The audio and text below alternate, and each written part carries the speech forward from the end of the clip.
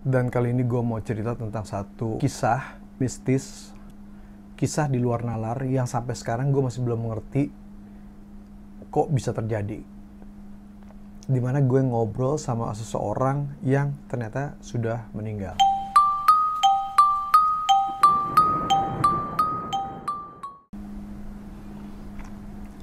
Ceritanya begini. Di tahun 94, gue sudah mulai belajar modeling school dan tempat gue belajar adalah di Rawamangun. Di sana banyak sekali orang-orang yang terlibat.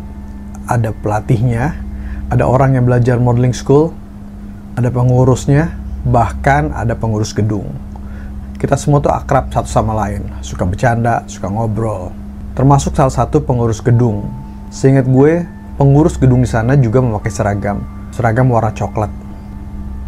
Karena kesibukan gue memutuskan untuk pindah dari tempat tersebut.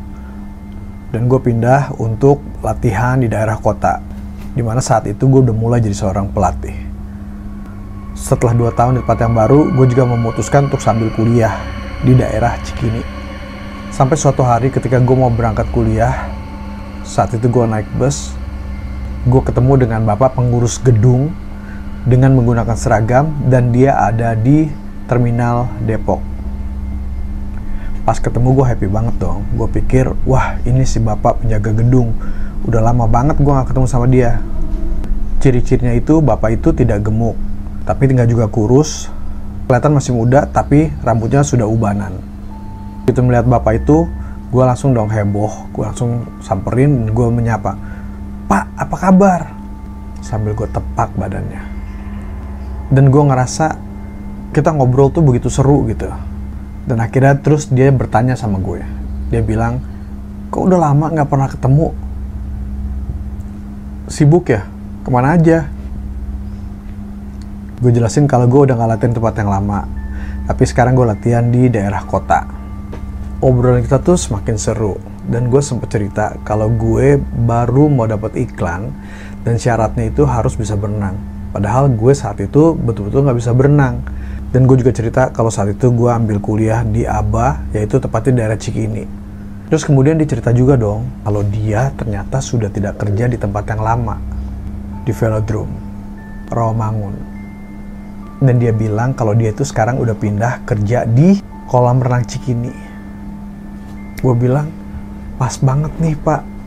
Langsung dong gue tanya, "Pak, kalau di sana saya mau belajar berenang, karena kebetulan saya kan mau dapat iklan.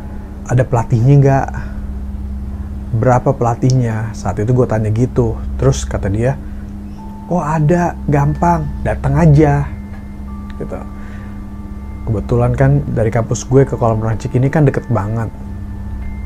Terus dia langsung nyebut, "Hari Jumat aja." Jadi kita janjian deh hari Jumat.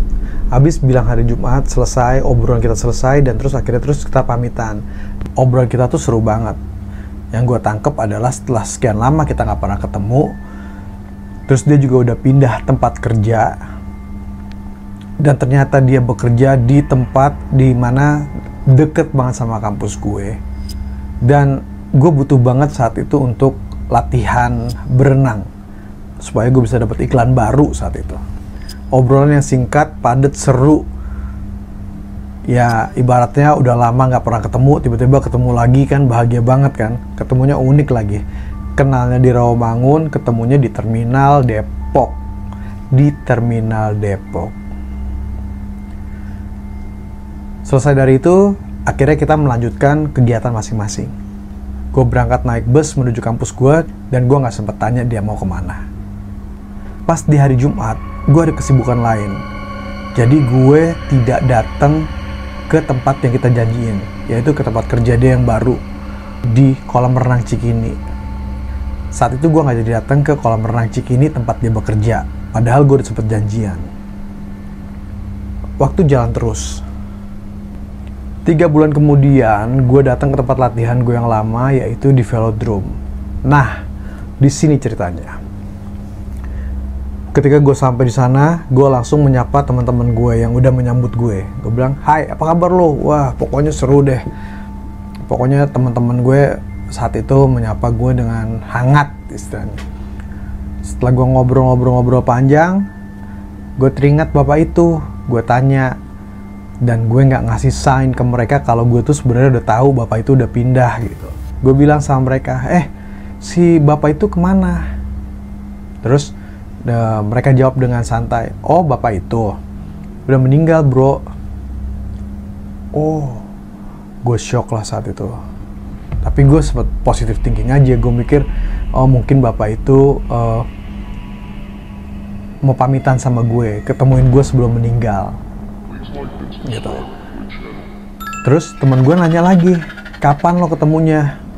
Terus gue bilang lah, ya 3 bulan yang lalu. Terus temen gue langsung ngejawab, oh dia udah meninggal setahun yang lalu kali.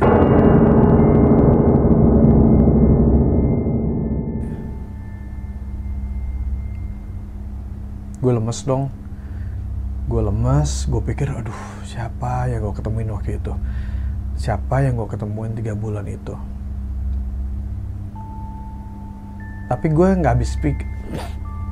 Tapi gue ingat kalau dia bilang dia udah pindah ke kolam renang Cikini, dia kerja di sana katanya. Terus gue tanya lagi, oh gitu. Tapi dia udah sempat pindah kerja kan ke Cikini, sesuai dengan pembicaraan gue waktu di terminal waktu itu. Terus temen gue jawab, enggak, dia meninggalnya di meja tempat kerjanya, kena serangan jantung. Di situ baru gue lemes, gue bilang oke, fix yang ketemu sama gue itu adalah orang yang sudah meninggal. Tapi anehnya satu, gue ngobrol, gue bisa menyentuh badannya, ada orangnya gitu. Dan gue ngobrol santai aja, kayak nggak ada apa-apa. Gue ngerasa energi gue terkuras, karena gue berpikir terlalu berlebihan saat itu, jadi gue diem, lebih banyak diemnya. Tapi di balik itu, gue masih nggak ngerti fenomena apa yang terjadi kayak gitu. Mungkin ini juga pernah terjadi sama kalian, ngobrol sama orang yang udah nggak ada gitu loh. Tapi kalian nggak tahu kalau dia itu udah nggak ada. Itu aja cerita dari gue. Yang jelas, kalau kalian bertanya-tanya siapakah bapak ini orang baik banget, orang yang kalau selama kita latihan tuh dia selalu ada. Ya itu tadi cerita tentang pengalaman gue ketemu orang yang sudah meninggal dan gue sempat ngobrol sama dia. Tapi apapun itu, gue adalah orang yang percaya Tuhan. Kita nggak ngerti ada apa di balik itu. Yang jelas kita punya Tuhan, kita adalah orang yang berdoa. Kita serahkan segala sesuatu sama Tuhan. Tuhan yang atur semua kehidupan kita, dan Tuhan yang akan selalu menjaga kita. Itu hal terpenting. Andalkan segala sesuatunya hanya kepada Tuhan. Minta agar Tuhan selalu jaga diri kita dan selalu berharap sama Tuhan. Lakukan apa yang bisa kita lakukan, dan Tuhan akan mengerjakan apa yang tidak bisa kita lakukan. Saya Joe Richard, God bless you.